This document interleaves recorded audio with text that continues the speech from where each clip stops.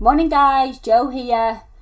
Quick video. I'm still on my fast. I'm into 30 hours now. I must be longer than 30 hours. I stopped eating at 6 o'clock on Tuesday. 6 o'clock last night was 24 hours. Let's go say we're going on to 12. This is why I could never be a chronologist like Jason, because my maths is absolutely terrible. So if anybody wants to pop in the comments how long I've actually gone, so 24. I must be in about 36 hours. I'm on about 40 hours because 36 hours takes me to 6 o'clock in the morning. So 6, 7, 8, 9, 6, 7, 8, 9, 10, 11, 12. That's another 6 hours. So 36, add 6. It's 40 hours. I'm on 40 hours. So I'm not so bad after all. I've got my hot lemon water here, but I'd much rather be eating my chocolate biscuits, my oat and chocolate biscuits and my coffee. So I really am curbing the desire in me to take it further, to break the pattern.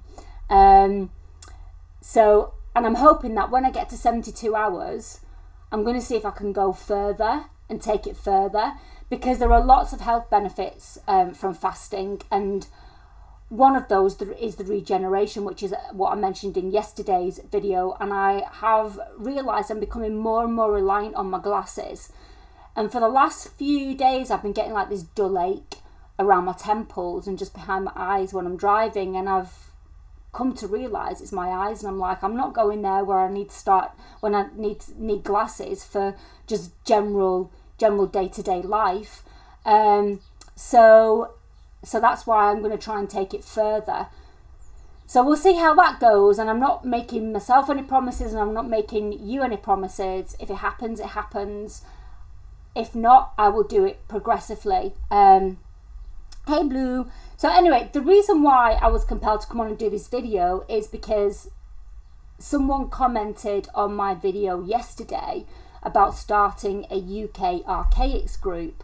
And I feel really pleased.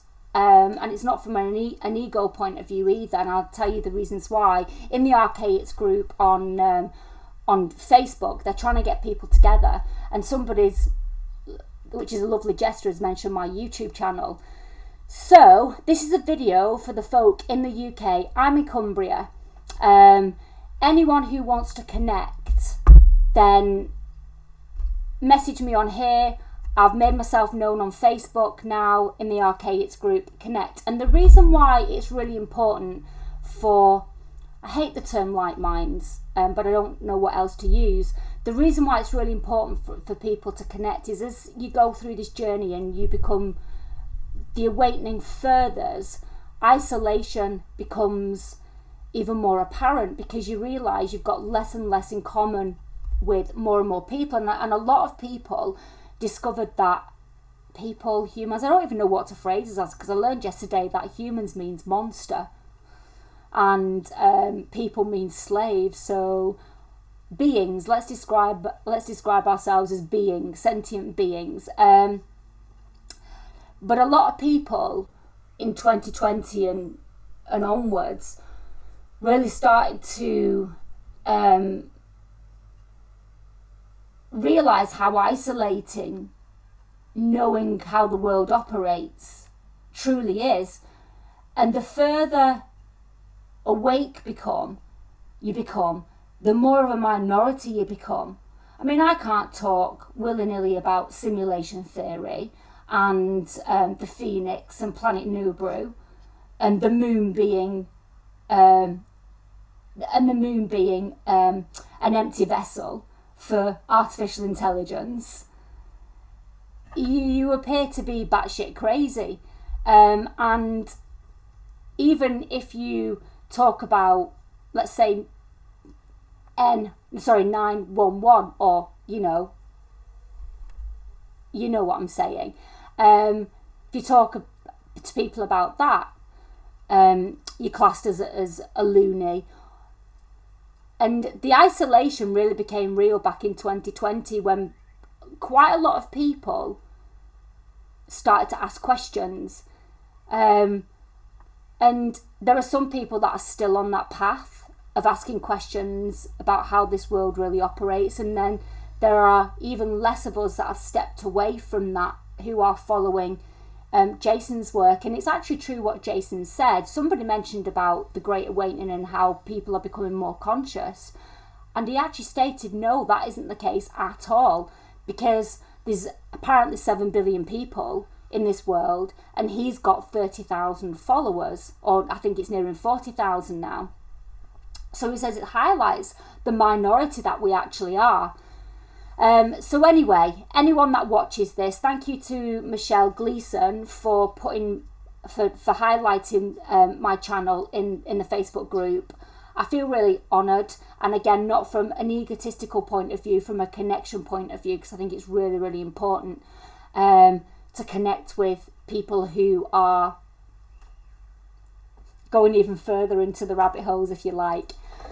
But going back to the desire and how we have been farmed as a species, and how we have become dependent on the foods that are provided for us, and how it creates dis-ease within the body. I look at my horses, and I've got one in particular who's very, very food orientated and overweight, and for the 14-15 years that I've had her, it's been a constant battle to manage her weight.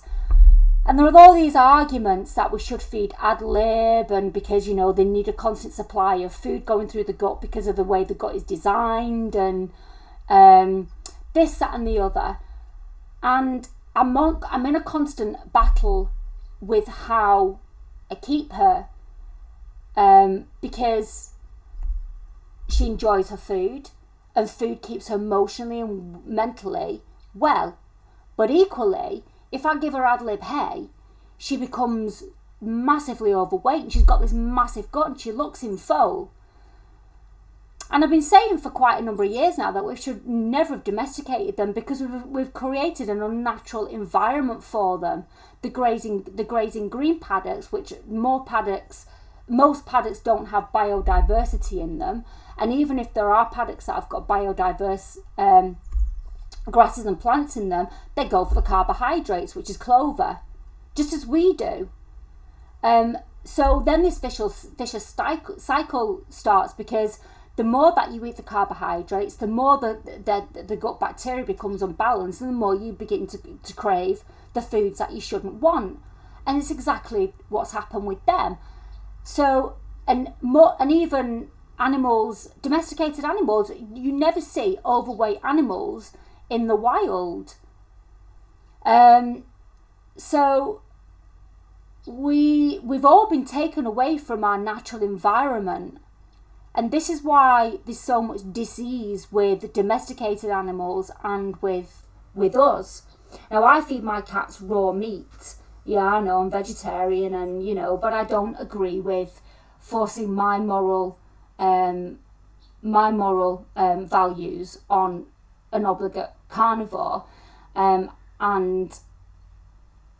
yeah, so.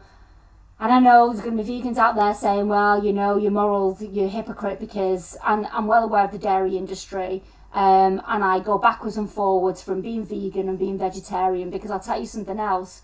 One of the things that stops me from being vegan, and I hate labels, but I'm going to use them for the purpose of this video, is cheese. And when I'm feeling low mood, I go straight to the cheese sandwiches. And there is an actual chemical in cheese which makes it addictive, and it's not a natural food. It's highly processed. So just a quick